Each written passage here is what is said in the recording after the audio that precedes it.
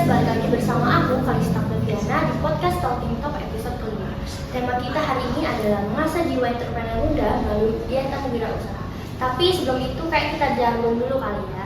Di sini Talking Talk, ini podcast Talking Talk.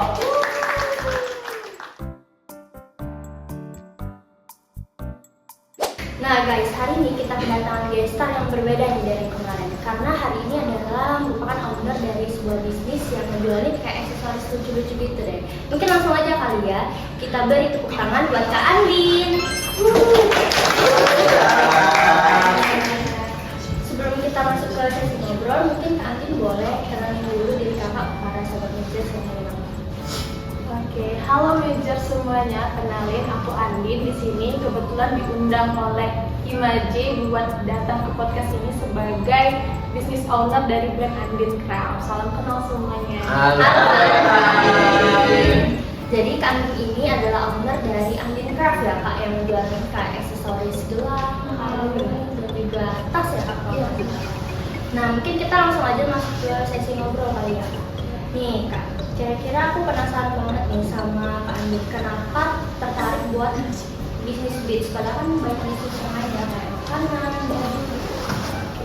Mungkin kita cerita sedikit gitu ya, kenapa sih aku berkecimpung di bisnis beats ini.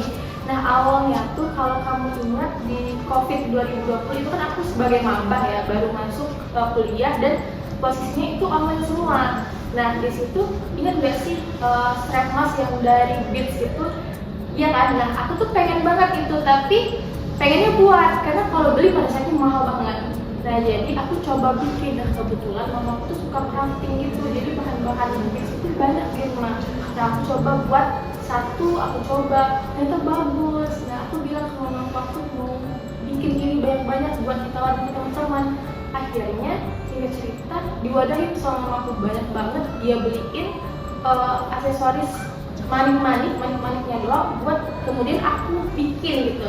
Jadi memang awalnya tuh dari peluang di COVID-19 sih, jadi karena ada peluang itu aku ambil, jadinya aku bikin manik-manik dan ya lahirlah Andin Craft gitu. Berarti berawal dari iseng itu kali ya Kak? Benar, dari coba-coba. Gitu. Terus yang menjadi inspirasi di balik konsep ide bisnis Kak Andin sendiri itu gimana tuh? Terinspirasi dari seseorang atau gimana? Kalau konsep Andin Craft kan sekarang ini kayak pinky lucu, colorful gitu ya. Nah aku ambil konsep itu karena dari diri aku sendiri. Yang pertama aku tuh suka pinky colorful gitu karena menurut aku merepresentasikan cheerful, keceriaan gitu ya. Nah jadi memang aku ambil konsep yang girly pinky colorful itu untuk aku masukin ke brandingan dari Andin Craft itu gitu. Jadi konsepnya memang dari suka, jadi aku coba tuangin ke brand ini, kemudian ya dijalanin gitu. Oke, berarti lebih ke utama ke cewek-cewek itu ya Kak? Benar. Kalau untuk cowok itu ada nggak? Ada. Nah awalnya itu target aku menargetkan pasarnya ini untuk cewek-cewek kan. Tapi sejalannya waktu ternyata cowok-cowok tuh juga suka pakai aksesoris, tapi yang dibuat lebih cowok itu, lebih gentle, lebih boys gitu ya. Boys. Terus kenapa tuh Kak dinamain Andin Craft? Nah untuk namanya sendiri jujur itu sebenarnya nama dari mama aku. Jadi setelah aku bilang aku mau buat ini dijual, aku cari nama-nama kan buat aku pakai di bisnis ini, di brand ini. Terus setelah aku cari, mama aku bilang kenapa nggak pakai nama kamu aja, Andin Craft gitu. Oke, oh ya sudah, oke lah. Jadi ya udah Andin Craft gitu. Jadi inspirasi dari mama aku yang kasih nama. Dan juga Andin Craft sama kayak nama kakak ya, jadi kayak muda juga. Jadi mulai dikenal sama orang-orang gitu sih. Terus kalau untuk proses Kak Andin sendiri dalam mengembangkan usaha Kak Andin ini gimana tuh? Oke, untuk proses ya. Pertama itu sampai sekarang awalnya benar aku tuh jualin ke teman-teman dulu, teman-teman dekat, temennya teman mama aku, temennya teman aku, orang-orang deket dulu aja, dari mulut ke mulut jualnya. Nah, selama berselangnya waktu aku buka jualan di Instagram, itu kan mulai banyak stranger yang beli produk aku. Terus lanjut lagi aku coba buat marketplace di toko oren gitu. Terus juga aku coba sekarang bisa buka di TikTok. Jadi memang dari teman-teman dekat baru ke stranger, dari awal teman-teman dekat doang sampai ke orang-orang yang beli dari berbagai kota di Indonesia gitu sih. Prosesnya lebih ke kecil-kecil, berangkat gitu sih. Kalau untuk modal yang kakak harus buat bisnis handicraft ini berapa gitu? Nah, untuk modal sebenarnya karena iseng tadi ya, jadi mamaku semua tuh yang beliin awalnya. Jadi dia semua beliin. Aku tiap hari tuh kayak ada paket aja yang datang, kayak paket lagi sih yang manik-manik semua. Yang dibelinya tuh langsung banyak gitu loh. Jadi mau nggak mau aku harus buat kan gitu. Jadi memang mamaku dulu yang beli. Terus setelah aku ngejalaninnya, mana lagi aku backgroundnya dari lulusan manajemen ya, aku belajar kan, kita belajar kan caranya nentuin HPP, nentuin modal dan segala macam. Jadinya aku tanya ke mama aku, modalnya berapa sih, nanti aku ganti. Nah jadi pada saat itu sekian, setelah jalannya waktu aku belajar buat bukukan, ya aku ganti ke mama aku. Jadi sekarang memang awalnya di modalin mama, setelah itu baru aku lanjutin. Suportif juga berarti sama kakak ya? Benar, suportif banget ya. Terus nih kak, ketika kakak memulai bisnis ini itu mungkin bisa disebut pas jadi mahasiswa nih. Terus tantangan terbesar yang kak Anin dapetin saat memulai bisnis ini itu sendiri gimana? Untuk tantangan, aku memang mulai ini saat menjadi mahasiswa, saat maba. Nah pada saat maba itu masih online semua ya, semua perkuliahan itu masih online dan itu masih oke aja, masih fine. Nah setelah masuk offline itu mulai terasa susah. Tantangannya mungkin di bagi waktu sih, karena jujur saat kuliah aku memfokuskan diri aku tuh untuk belajar untuk menyelesaikan studi ini ya.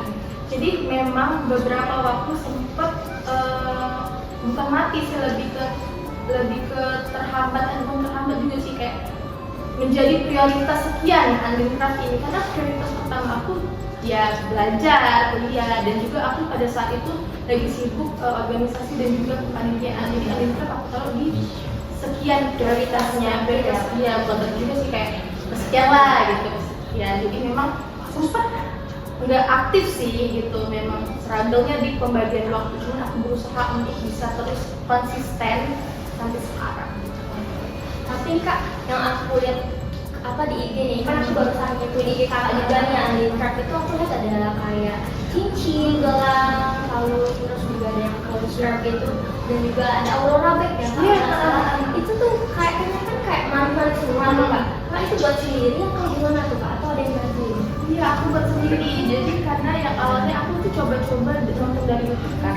Nah pertama tuh produk pertama aku tuh strap mas itu. Terus karena banyak yang suka dan pada saat itu kita harus berinovasi dong, karena pada COVID udah nggak benar-benar melonjak. Aku lihat lagi musim cincin dan dan aksesoris dari manik-manik. Nah aku coba buat gitu. Jadi memang aku buat sendiri sih. Aku awalnya nonton YouTube sebenarnya, dan kalau misalnya tas, fun fact, mama aku tuh suka juga buat tas-tas manik-manik gitu. Jadi aku nonton dan aku nanya gimana sih caranya gini gitu. Gitu sih. Jadi itu full manik-manik gitu ya kak tasnya? Bener, full manik-manik. Buatnya itu kalau rajin ya 3 hari jadi sih. Tapi kalau misalnya lagi banyak kerjaan, banyak tugas, banyak kegiatan, itu semingguan lebih bisa sih. Semingguan lebih ya. Berarti kakak belajar, bisa dibilang belajar sendiri ya kalau itu. Berapa lama tuh kakak belajar? Belajarnya sambilan aja. Nonton YouTube kita sambilan. Nah, tapi untuk buat banyak tuh trial dan errornya. Jadi nggak langsung jadi tas yang kokoh. Aku harus coba pusing-pusing gimana sih biar dia tuh kokoh dan layak untuk dijual. Kalau dipakai untuk kita sendiri kan itu mudah aja, terserah mau lepas atau gimana. Tapi kalau sudah dibeli orang udah nggak kokoh kan brand kita juga yang jelek namanya, iya gitu. Jadi memang dicoba-coba aja terus.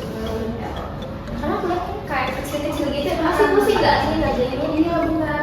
Nggak semua orang loh bisa gitu. Mungkin aku mikirnya ini enjoy, aku ngelakuin enjoy, tapi ternyata orang-orang tuh nggak, ada yang nggak enjoy, ada yang nggak, banyak yang putus asa gitu.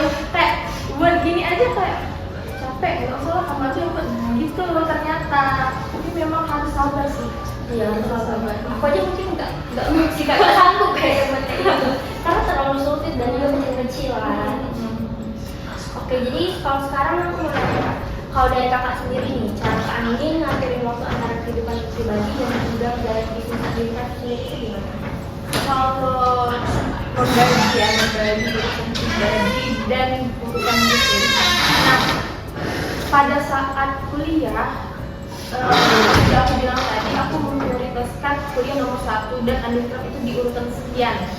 Nah, jadi ya, setelah aku menyelesaikan kewajiban aku sebagai mahasiswa pada saat itu, barulah aku mengerjakan kewajiban aku sebagai business owner gitu. Jadi biasanya aku kerjain malam.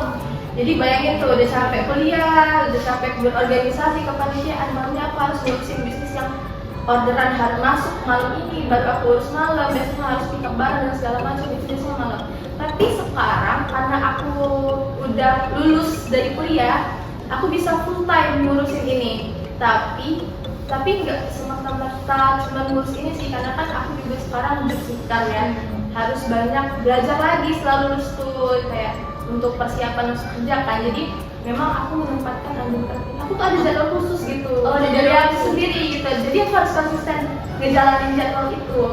Jadi aku naruh undergrad tuh pagi, karena orderan masuk dan pick up barang biasanya pagi gitu. Jadi lebih fleksibel aja sih kalau udah lulus, karena prioritasnya mungkin jadi yang lebih atas gitu, beda pas masih mahasiswa kemarin gitu sih.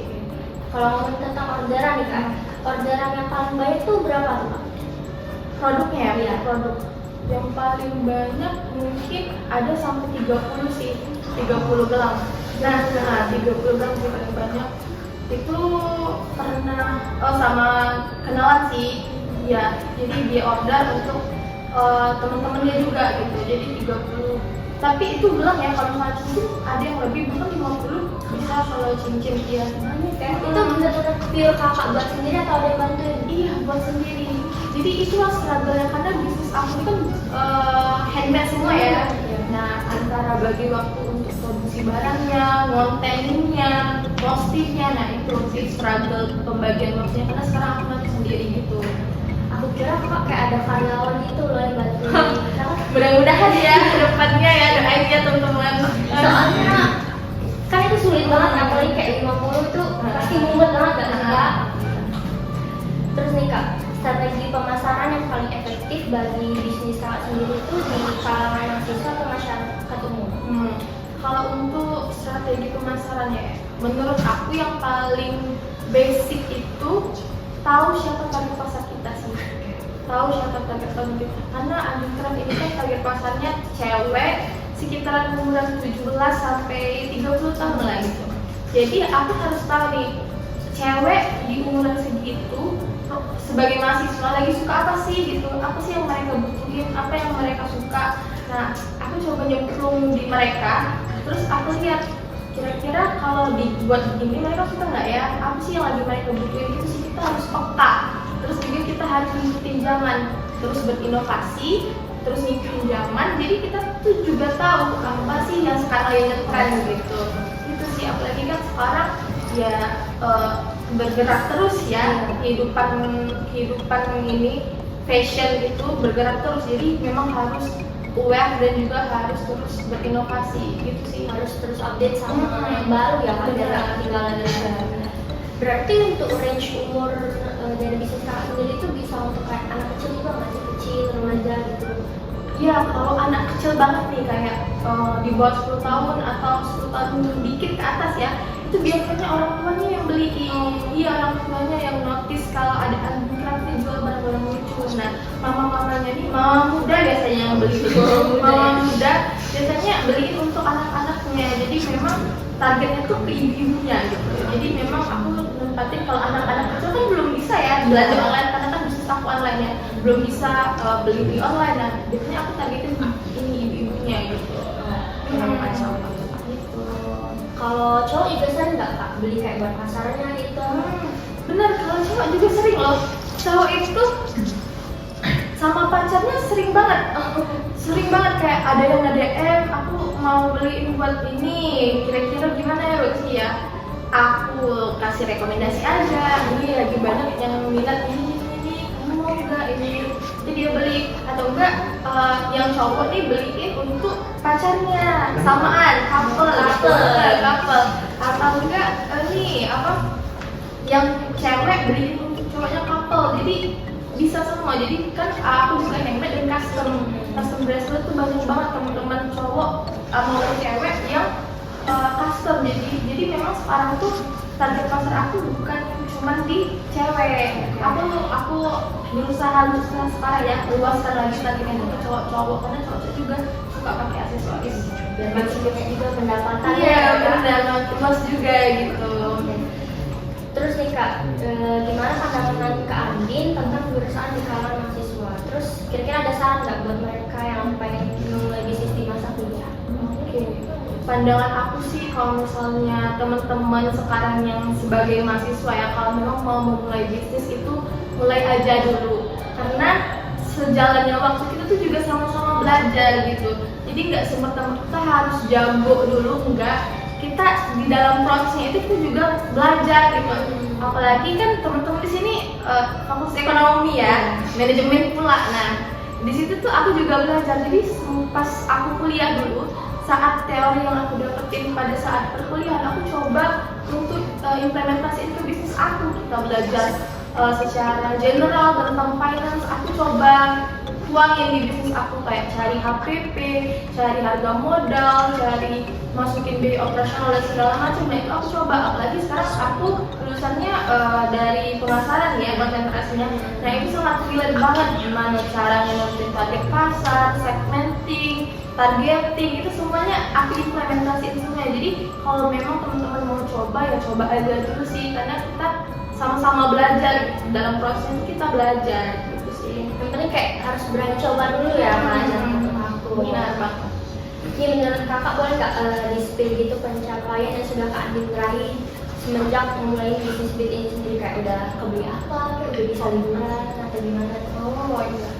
Mungkin kalau misalnya beli-beli itu masih aku puterin terus sih, karena masih aku terus puterin. Tapi memang aku sebenarnya udah jarang minta sebenarnya dari kuliah. Jadi memang udah jajan tuh pakai duit sendiri. Kalau misalnya mau beli apa-apa ya pakai duit sendiri gitu. Mungkin kalau ditanya pencapaian terbesar aku di Handicraft ini, aku tuh bangga banget Handicraft udah bisa dilirik sama brand-brand terkenal yang ada di Palembang. Kita bisa collab untuk buat suatu event gitu, event kita tuh pernah dilirik pernah collab malah sama Emina Kosmetik, Wardah, terus PC Paragon, terus Creative Class di Palembang, terus juga organisasi kemahasiswaan. Itu udah sering banget, dan sekarang juga aku belum puas sih, aku harus bisa terus tetap konsisten bikin Handicraft biar bisa dilirik banyak brand-brand lainnya gitu sih. Upgrade lagi ya? Upgrade terus tetap harus. Kira-kira aku kepo nih Kak, sama pendapatan Kakak yang Kakak dapetin dari jualan beats ini berapa? Oke, kalau pendapatan ya, ini per bulan ya? Per bulan. Itu bisa sampai 2 sampai 3 ke atas lah, 3 ke atas lah kalau misalnya rajin. Karena aku kan rajinnya baru sekarang nih, baru pas lulus. Aku kan lulus dong. Iya, rajinnya baru pas lulus. Pas kuliah tuh, pas kuliah tuh enggak sih, kayak suka-suka aku jualan. Kalau pas kuliah tuh gitu, iya keputar, karena udah capek banget dengan kegiatan-kegiatan lain. Jadi baru-baru ini sih pas udah full time sebagai job seeker atau udah sebagai fresh graduate, ya baru aku seriusin gitu. Jadi sih paling tingginya gitu. Kalau standarnya 1 jutaan ke situ mungkin Lumayan tuh untuk jajan gitu. Kalau dari Kakak nih, Kakak gimana sih ngelihat masa depan dari bisnis beat ini sendiri? Kira-kira udah puas belum sama keadaannya sekarang? Untuk dikatakan puas, tentu saja kita nggak boleh cepat puas ya. Aku jujur melihat Handicraft ini akan terus aku kembangin, akan terus aku urusin, akan terus aku jadikan motivasi aku untuk tetap bisa memberikan produk-produk yang berkualitas dan juga kelas-kelas yang produktif yang membuat teman-teman tuh ngebantu teman-teman buat terus berkreatif, menghasilkan suatu karya gitu sih. Aku memimpikan itu sebenarnya, membantu teman-teman untuk terus termotivasi dan juga bisa terus kreatif membuat suatu produk yang bermanfaat. Oke. Terus kira-kira ada rencana nggak buat mengembangin serta memperluas dari handicraft ini? Untuk rencana sebenarnya banyak ya. Rencana aja tuh banyak. Cuman untuk realisasinya perlahan sih, karena sebenarnya aku juga full time memang ngurusin ini, tapi ada hal lain yang harus aku urus gitu. Jadi memang bertahap sih, enggak plek langsung ngurus itu enggak, tapi memang pelan-pelan. Mungkin aku jadwalin sih minimal satu harus ada event gitu, minimal satu bulan harus begini gitu sih, ada goals yang harus dicapai per bulannya gitu sih. Kita doain aja kali ya, semoga handicraft bisa makin dikenal, ya kan? Dapat lebih semakin amin. Amin. Nih Kak, mungkin agak melenceng nih, tapi di skrip nih ada katanya Kak Andin tuh suka membuat roti, Kak. Kira-kira Kak tuh ada nggak sih rencana mau buka Andin Bakery? Ini yang buat pertanyaan siapa nih? Buat pertanyaan kayak saya tahu ini ya, siapa tahu kayaknya. Iya. Jadi memang fun fact, Andin Bakery ya. Fun fact, aku sama mama aku tuh memang suka baking. Dan mama aku tuh udah berulang-ulang kali nyuruh aku buat ayolah jualin. Dan namanya tuh bener Andin Bakery. Andin Bakery memang namanya. Bener, Tapi iya. iya bener. Tapi aku tuh kayak, kenapa sih harus pakai nama aku? Kenapa kayak Andin Craft, Andin Bakery, semuanya Andin, kayak enggak mau aku. Jadi nanti kalau misalnya bilang gini, kayaknya aku mau deh. Cuma teman-teman komen ya di bawah, apakah harus. Karena memang udah banyak sih, memang sering banget bilang kok lagi Bakery. Kenapa harus Andin namanya gitu? Kenapa harus udah Andin Craft, Andin Bakery gitu? Iya, gimana gitu? Berarti kakaknya juga jago baking ya buat kue gitu, semacam roti atau kue? Roti, kue itu aku banget sama aku sih. Aku suka. Semoga bisa tercapai ya guys, buka Andin Bakery juga nih. Semoga ya. Kalau nggak males ya. Menurut kami nih, hal apa yang menjadi kunci utama dalam menjalani bisnis sendiri itu gitu? Kunci utamanya menurut aku itu konsisten. Karena kalau cuma mau buka bisnis, buat bisnis itu mudah banget. Kayak sekarang kan kita buat produk, kita pasarin di Instagram itu mudah banget. Tapi kalau untuk konsisten itu yang sulit sih. Apalagi kan sekarang aku masih sendiri nih, ngurus semuanya sendiri. Nah, semudah untuk konsisten upload daily post di Instagram itu kayak ada aja halangannya, nanti abis ini gitu. Jadi menurut aku yang paling penting dari bangun bisnis itu konsistensi.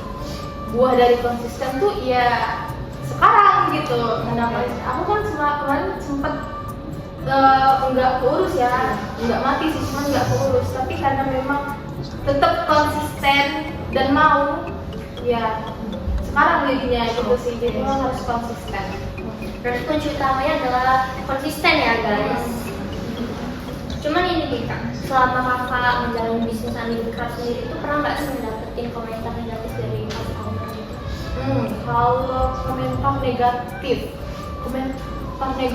belum pernah sih. Komentar negatif yang ngejelekin gitu ya, itu belum pernah sih. Tapi kalau saran itu banyak banget, kayak apalagi dari orang terdekat kan, kayak Kak ininya nih kurang ini, bagusan gini. Nah itu sering banget dan itu aku masukin sebagai bahan evaluasi aku. Tapi kalau yang negatif menjatuhkan tuh belum pernah sih, dan semoga jangan ada ya. Semoga jangan ada. Cuman kalau misalnya saran-saran yang masuk itu banyak banget gitu. Kalau dari range harga Andin Craft itu sebenarnya aku notice kayak cuma dari 2.000 ya Kak? Iya benar. Kenapa aku bisa jual murah? Karena itu tadi, mama tuh beli beads, beli bahannya itu langsung sekali banyak. Jadi kalau sekali banyak tuh langsung dapat harga yang murah kan dari supplier. Nah itu aku buat sendiri, jadinya bisa jual dengan harga murah. Nah mungkin yang lain teman-teman yang jual beads yang lain mungkin jual dengan harga di atas itu mungkin suppliernya dapat harga yang lebih tinggi kan. Tapi aku dapat supplier yang lebih murah karena juga belinya sekali banyak langsung banyak gitu, jadi bisa jual dengan harga segitu. Yang paling mahal tuh apa tuh Kak? Mungkin tas ya? Iya, yang paling mahal tas. Yang pertama karena buatnya susah, perlu waktu. terus juga perlu kreativitas. Itu sih paling mahal tas namanya. Yang lainnya tuh ini standar semua. Tapi yang best seller apa nih Kak? Yang best seller itu bracelet gelang. Jadi semua orang tuh bisa beli kan. Apalagi cowok-cowok juga bisa beli. Cowok-cowok banyak loh yang beli, karena sekarang juga aku udah luasin target aku ke cowok. Aku buat desain-desain yang memang laki gitu, kayak hitam-hitam, kayak banyak kemarin cowok-cowok gitu. Kalau cewek-cewek kan kayak lebih elegan gitu. Aku buatnya di range target tertentu sih. Kalau misalnya yang anak-anak kecil biasanya yang lucu-lucu, yang dog gitu beatsnya. Tapi kalau misalnya yang dewasa dikit, yang remaja dikit, aku buat yang akrilik, yang lebih soft, yang lebih dewasa lah gitu. Pokoknya ya harus tahu target pasar kita tadi. Kalau cowok-cowok ya tentu yang agak laki-laki lah gitu, yang boys gitu. Waktu itu aku lihat kakaknya kayaknya jualan di satu Wika juga nggak sih Kak? Di Kak gitu kan? Nah itu tuh ada salah satu kegiatan dari mana ya? Itu dari adalah pokoknya kegiatan. Nah buka booth itu sebenarnya kita diundang. Jadi kita di notice tuh ada handicraft dan diundang untuk buka booth di sana. Dan di situ juga aku suka event-event gitu tuh karena mencari customer baru gitu, meningkatin brand awareness dari handicraft tadi gitu sih. Dan juga lumayan juga untuk mendapatkan, karena ngumpul tuh di satu tempat gitu. Lumayan rame juga Lumayan ya? rame, tapi capeknya tuh capek banget sih kalau misalnya event-event gitu tuh. Itu kakak sendiri ya? Nah, Sendiri semua? iya, untuk produk semuanya aku handle sendiri. Tapi kalau misalnya di hari H, aku bersyukurnya teman-teman aku tuh pada supportif. Jadi mereka bantu semua. Bantuin ngangkat barang, jaga di situ, nyiapin semua tempat-tempat di situ. Jadi aku memang sendiri, tapi di hari H tuh teman-teman aku pada bantu gitu. Itu sih. Baik juga berarti ya. Terima kasih ya temanku. Oke nih Kak, selama kakak menjadi owner dari handicraft ini sendiri tuh pengalaman yang paling berharga menurut kakak tuh apa? Pengalaman berharga mungkin menjadi seorang tutor manik-manik ya. Karena kalau tahu tuh kita tuh sering ada workshop gitu, dan itu tuh semuanya sebenarnya collab sama brand-brand. Dan kemarin itu baru pertama kali itu yang pure dari handicraft. Nah, aku tuh sukanya di situ. Jadi aku ngajarin teman-teman buat suatu produk gitu. Itu sih yang bikin aku suka. Oke. Jadi kan tadi kakak bilang udah buka workshop ya. Gimana tuh perasaan kakak melihat Kak handicraft udah buka banyak workshop, udah collab sama ini, jadi kan dikenal warga itu gimana? Ya kalau ditanya perasaan sih pasti senang, bahagia, bangga, karena ini brand yang aku buat dari awal aku sendiri gitu ya. Jadi memang bersyukur juga sih, karena aku juga dibantu teman-teman tuh. Aku nggak selalu sendiri.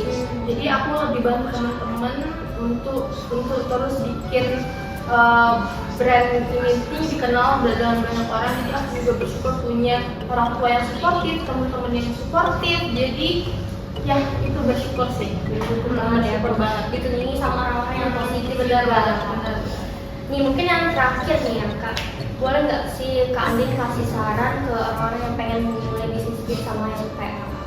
Oke, buat teman-teman yang baru mau memulai atau lagi menjalankan bisnisnya, pokoknya kalian harus konsisten, jangan males, terus belajar. Itu sih, konsisten dan terus belajar. Karena nggak apa-apa awal kita tuh masih belum punya apa-apa, kita masih belum ada apa-apa, tapi selama waktu berjalan itu kita berprogres dan juga belajar. Kita juga harus aware sama keadaan-keadaan terkini untuk terus bisa berkembang dan berinovasi. Mungkin itu aja sih dari aku. Terus semangat semuanya. Jadi tadi Kak Andin udah kasih saran nih ya, mungkin bisa kalian pahami dan semoga nanti bisa jadi kayak Kak Andin juga nih, Kak Andin Craft, dan semoga Andin BP-nya juga buka ya Kak. Amin. Oke, jadi mungkin segitu dulu podcast kali ini. Terima kasih banyak juga buat Kak Andin yang udah mau sharing dan juga bagi-bagi gimana sih saran buat buka bisnis. Aku yakin podcast kita kali ini dapat bermanfaat bagi kita dan juga semangat buat kalian yang mau membuat bisnis ya kak. Oke, mungkin segitu dulu aja. Di sini Talking Talk. Ini podcast paling top.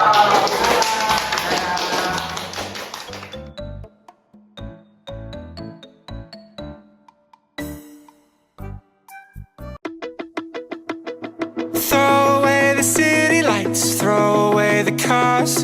Give me a clear night underneath all the stars. I don't want no concrete jungles, no suburbia. I just want somewhere that the blue skies are. So come with me to a place so far, where the palm trees dance and sway. So run with me. If we leave right now, we might make it in time. The sunset is fading, but the light's not gone. The ocean waves have just begun. The water is calling, the night is young. So if I lay down, will you come? Podcast Talking Talk episode 5, One Spirit. One Minute Event.